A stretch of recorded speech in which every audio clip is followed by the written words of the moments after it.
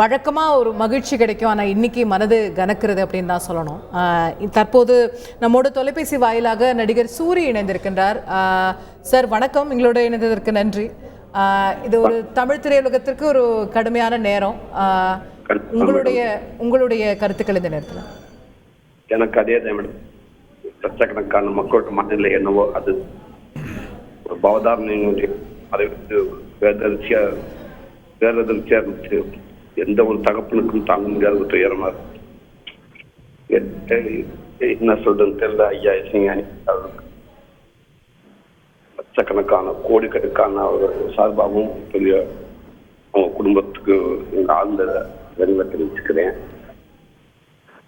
அற்புதமான ஒரு அந்த குடும்பமே இசை குடும்பம். ஒரு இசை குடும்பம் தான் ஒரு முழுமையா அந்த வார்த்தை பொங்கக்கூடிய ஒரு குடும்பம்னா இசைஞானி குடும்பத்தை சொல்லலாம். எல்லாருமே பல சாதனைகளை படிச்சுட்டு இருக்காங்க. அதே மாதிரி மேடம் அவதாரணி மேடம் வந்து மறக்க முடியாத காலத்துக்குமே அழிக்க முடியாத சில பாடல்கள்லாம் பாடியிருக்காங்க. அது எல்லாருக்குமே தெரியும். இப்போ கூட நீங்க பாடல் டிவியில போட்டிருந்தீங்க. அந்த பாடல்ல இருந்து அழகிய படத்துல இருந்து இதுவே நாளா ஆசீர்வதிக்கப்பட்ட ஒரு பெண் இப்படி ஒரு குரல் அப்படின்னு சொல்ற அளவுக்கு அப்படி ஒரு குரல் பாடக்கூடிய ஒரு பாடகி அவங்க. மியூசிக் தியேட்டர் கூட அவங்களோட மறைவு வந்து தாங்க முடியாத மறைவு தான்.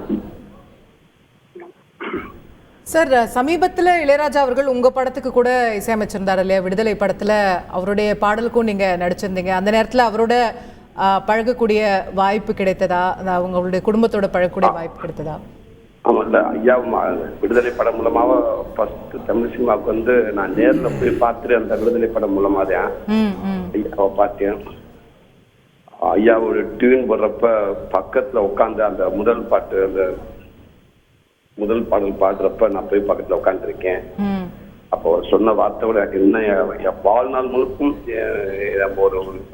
ஒரு மறக்க முடியாத ஒரு பொக்கிஷமா அந்த வார்த்தையா இருக்கும். இது வரைக்கும் நான் எந்த ஹீரோக்களை பக்கத்துல உட்கார வைத்து நான் டியூன் போட்டது கிடையாது.